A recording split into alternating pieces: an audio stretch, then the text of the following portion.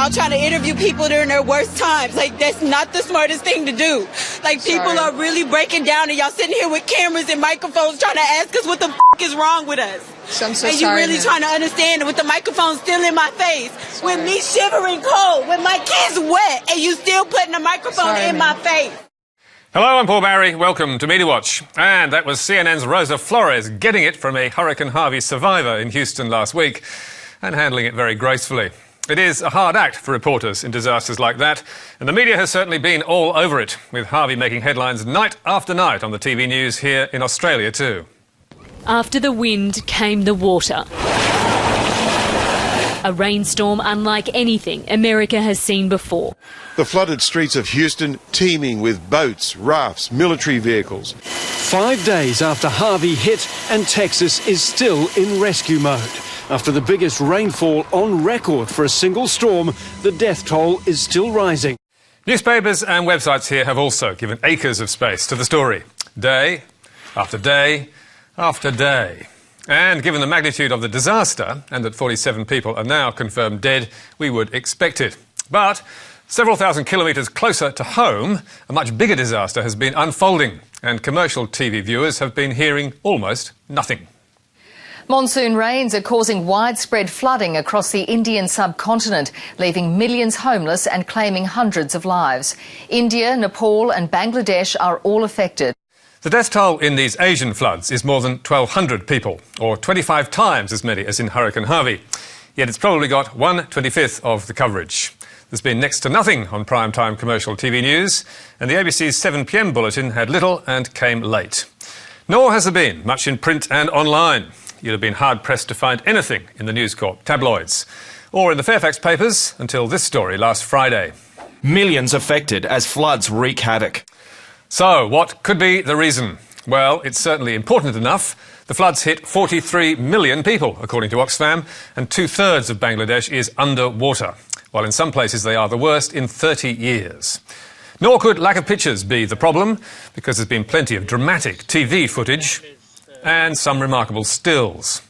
As one Fairfax reader politely inquired, is it simply that white lives matter more than brown ones?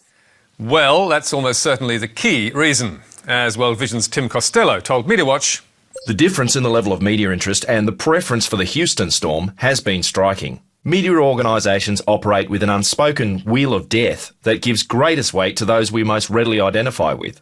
He then added, at World Vision, we work with the most vulnerable people in the world every day, and our guiding principle is that a life in Bangladesh or Nepal or India is not worth less than a life in Texas. Clearly, Australian consumers don't see it that way, because if we wanted more, there's no doubt the media would be serving it up. As you can see from our next story, which keeps on getting reheated however many times it is shown to be rubbish. Yes, it's that old yarn about the fun police, who are again trying to ruin Christmas for our kids. What is going on in South Australia? The state's education department wants to ban Christmas carols in all schools. Timmy, what has happened to the Chrissy spirit? Ding dong merrily on high. I mean, what kids shouldn't have that in their life? Stop banning everything. Please, the world's gone politically correct mad. Yes, political correctness gone mad. And the folks at 9 invited us to express our outrage in this online poll by asking, should Christmas carols be banned in state schools? To which 88,000 people have responded and 91% said no. Surprise, surprise. And that angry response was matched by a similar poll on 7 Sunrise, where 59,000 people delivered the same result. Clearly, it is a hot-button story, which is why the Today Show was singing the exact same tune only 3 weeks before.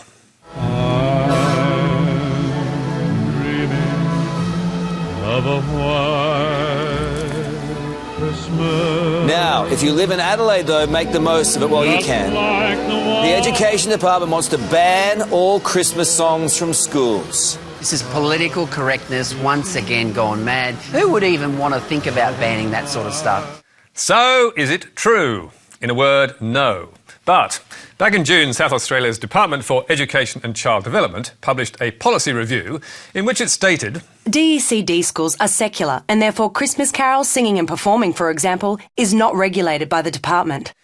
Adding for good measure, there are clear policy requirements to ensure that schools are not involved in promoting a commitment to a specific set of religious beliefs. This was soon the front page splash in News Corp's Adelaide Advertiser, under the headline, "Fears school carols face ban." Despite the fact that, as the Advertiser's exclusive admitted, the Education Department had assured the reporter, "We will not ban singing of Christmas carols." The so-called carol ban was again officially denied that morning on Adelaide's 5AA. The Education Minister has scoffed at claims Christmas carols are set to be banned from public schools. And it was denied emphatically once again to the Advertiser 3 days later, with the Education Minister affirming clearly, "Every school that wants to have Christmas carols will have Christmas carols. We would never ever seek to ban them." But some stories just can't be killed. And that very same day, the Advertiser's columnist, Caleb Bond, who looks like he should still be at school, was complaining, "It's just wrong to make Christmas a dirty word." And a few weeks later, the Advertiser came back with another front-page story. Parents plea, don't silence school Christmas carols. Despite the fact that on this occasion, Education Minister Susan Close had told the paper, "I have stated repeatedly that Christmas carols will not be banned in schools, and there was never a suggestion that they could be." Clear enough? Apparently not, because last week Cory Bernardi's Australian Conservatives Party was recycling the parental survey that had brought about the August 9 front page and raising the furphy all over again. 98.4% said no, that Christmas carols should not be banned. And what this highlights is just the massive divergence that we now have in our society between some of the so-called elites, the decision makers, if you like, and the real people. Yes, those bloody elites again. Except that it's all a beat-up, because within minutes, Susan Close was telling Leon Biner for the nth time that there is not and never will be a ban. There is absolutely no way we're banning Christmas carols. My own children would have me on the barricades if there was any serious proposition. End of story? Afraid not. The Daily Mail was soon breathing new life into the corpse, and next day Carl Stefanovic was proclaiming on Nine's Today programme for the second time in a month, the state's Education Department wants to ban Christmas carols in all schools. Which is totally wrong, and which was once again categorically denied. Political correctness gone mad? Nope. Just lazy, irresponsible rubbish from journalists trying to stir up outrage. And talking of outrage, let's turn to our favourite shock jock, Alan Jones, who has recently taken his campaigning to social media. Alan Jones accused of inciting violence against women in Cloud Arch tweet. Inciting violence against women? Not again. Back in 2012, Sydney's talkback king said Julia Gillard should be stuffed into a chaff bag and dropped at sea. And last week he took aim on Twitter at Sydney Lord Mayor Clover Moore, this time because Clover's commissioned an $11 million piece of public art for Sydney's CBD, and Jones is not a fan. $11.3 million? Can you believe it? You can guess what many people would rather hang 58 metres over George Street, and it's not a cloud arch. Clover Moore, perhaps? That's certainly what most people on Twitter took Jones to mean, and Jane Carrow soon made the obvious point to the Herald. He seems to save a special level of vitriol, and particularly an implied violence towards women in positions of power. Indeed he does, and Clover is currently his favourite target, to judge by his chuckles over a caller's suggestion that she should be choked. Does Clover Moore still wear those chokers? Because maybe one of them could. Isn't it dreadful? Jones, of course, insisted that last week's tweet was not referring to Clover at all and was just a misunderstanding. But plenty thought otherwise, including the Sydney Morning Herald, which gave the story headline treatment and handed its radio superstar a fresh reason to savage Fairfax and its journalists, as he'd been doing on air only 24 hours earlier. They do nothing but bag this radio station whenever they get a chance, and people on it. They'd have you believe they were the home of journalistic integrity.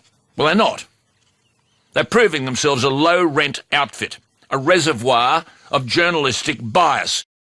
Now, what makes that Jones attack remarkable is that Fairfax ultimately pays Alan's multi-million-dollar salary, because it is 2GB's majority owner, thanks to a merger with Macquarie Media in 2015.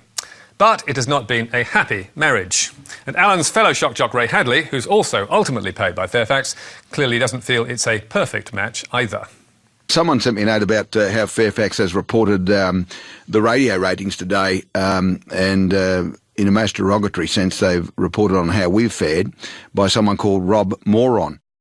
We think Ray means Rob Moran, a journalist at the Sydney Morning Herald, whose crime last week was to begin his report on Sydney's radio ratings like this. Popular FM duo Amanda Keller and Brendan Jonesy Jones have struck back in the latest radio ratings, earning the biggest jump in the competitive breakfast slot. What? No mention of Alan and Ray beating all comers yet again? No wonder the duo were fuming, and trivial though the slight may be, they did not hold back. Journalistic integrity would require you to tell your readers the truth. It never happens. And this radio station is treated by Fairfax as if we were a bit player. Oh yes, they must surely hate the fact that while we don't articulate the left-wing rubbish that Fairfax are regularly in bed with, they must hate the fact that we continue to win the radio premiership. Ray Hadley, meanwhile, went to his mates at the telly, owned by Fairfax rivals News Corp, to demand a divorce. I'm at a total loss, perplexed why our media partners do not support us. If they cannot support us, why don't they sell us? And who would they sell to? Why, Ray's mate, John Singleton, of course, who still owns a parcel of Macquarie Media and made an offer to buy back his radio empire in June. Problem is, Fairfax refuses to sell. So last week we had the bizarre spectacle of Alan Jones trying to bully his ultimate employer into submission by subjecting Fairfax directors to ridicule. Linda Nichols, never heard of her. She's got an AO. What's that stand for? Always out of touch? Alan Jones, who's an AO himself, then issued a threat to key members of the Fairfax board by accusing them of breaking the law and failing in their duty to shareholders by rejecting the Singleton bid. Greg Highwood, Nick Falloon, Jack Cowan and co. You know my phone number. Perhaps you could ring me before I ring ASIC. Happy to have you on the program to explain. But you'll need to have some answers. This program doesn't put up with dills. I'll have more to say. I've only just begun. So, what on earth is this all about? Is it really just the bruised egos of two sensitive flowers, or is there something more fundamental at stake? Well, as Media Watch observed at the time of the merger, it always was an awkward marriage. 2GB and Fairfax were never likely to get on, and our bet is they won't stay together too much longer. And if 2GB ties a knot with anyone else, expect it to be News Corp. And finally, to the Korean crisis and Kim Jong-un, whose missile madness began ramping up again last week, leading to some creative news graphics at Channel 9. Early flight data suggested the missile was more than likely a Hwasong-12, standing 16 metres tall and capable of travelling 6,000 kilometres. Taking off from Pyongyang, it flew 2,700 kilometres, passing over the northern island of Hokkaido before plunging into the ocean and breaking into 3 pieces. Ooh, lucky that rocket didn't hit Pete. But next morning there was far more alarming news as the Today Show crossed to its man in Seoul. South Korea has retaliated with airstrikes of its own. F-15 fighter jets have dropped a series of bombs on a training ground in between the North and South Korean border. Now that is serious. Airstrikes are one of the most militarised borders in the world. And maybe even worse than that, because this strapline made it look like war had already begun. And it wasn't just a one-off mistake. Today had run the same news strap half an hour earlier and ran it a third time in the 8:30 update. But, of course, it was wrong. The bombs were dropped on mountains in South Korea. Whoops! And it was just a show of force. Just as well, Kim Jong-un wasn't watching Channel 9, because if he had, we might already be at war. And you can read more about tonight's stories on our Facebook page or our website. You can also catch up with us on iView and contact me or Media Watch on Twitter. And make sure you catch Media Bites every Thursday. But for now, until next week, that's all from us. Goodbye.